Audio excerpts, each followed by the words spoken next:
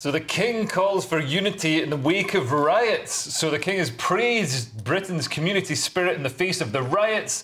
He said he really enjoyed watching them, and he hopes everybody had fun. No, I mean, I think he's coming out to condemn them. I mean, it's a bit late, isn't he? Yeah, it's a bit late. It's been going on for a while now. We could have done with these words, you know, when the riots were kicking off. Keir Starmer should have given these words when the riot was kicking off, instead of just coming out and inflaming the situation and condemning one side and not acknowledging that anybody might have a legitimate grievance that some children have been killed. In Belfast, apparently, if you observe the riots, that's sufficient to get you arrested. Yeah, and was the King just observing this week? Is that the point? And without bail as well, which is really a form of punishment. Considering Hugh Edwards got bail to return home and bury whatever else he's got in his garden.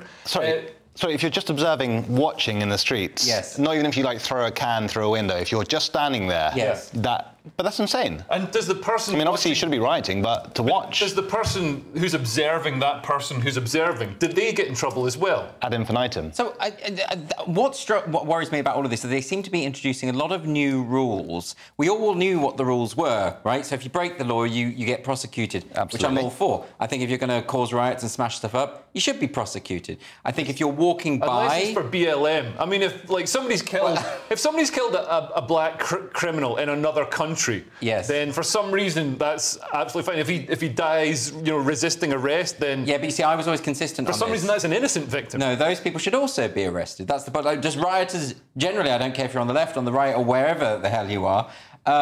But we all knew what the rules were, and now they're talking about sort of revising various online safety bill, you know, nonsense, and they're talking about you can get arrested if you go to the bingo and you walk past. Yeah, creeping authoritarianism. I mean, it really, I think something very sinister is happening now. Yeah, and it feels like the way that they're showing people's faces and names. I think when they've just been arrested, before they've been charged, and they're rushing through, they're doing these 24-hour courts, so they rush through the sentencing and everything. So the person doesn't have time to brief a solicitor or prepare a defence or anything like that. Delete their internet history, yeah, like it's... Well, I think there will be a lot of appeals against these sentences because, you know, 3 years for posting nasty stuff on Facebook. I mean, yeah, they shouldn't, their wallies shouldn't be posting nasty stuff, shouldn't be inciting any violence or anything like that. That's obviously a terrible thing to do. But considering some of the sentences the same police forces, the same judges have handed out to you know, sex offenders and stuff like that. I mean, it's ridiculous. It's another example of two-tier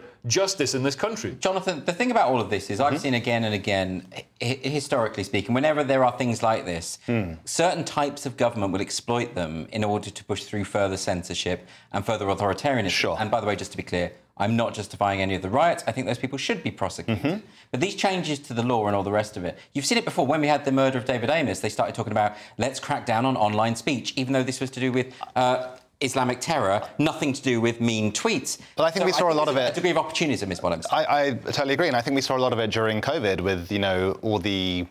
wasn't this originally brought in to try and quell that the misinformation during the COVID era? Like, and then Rishi said no. I can't fully remember. It's a long time ago. I was on a lot of drugs. But yeah, there does seem to be this creeping authoritarianism, and it will never waste a good crisis.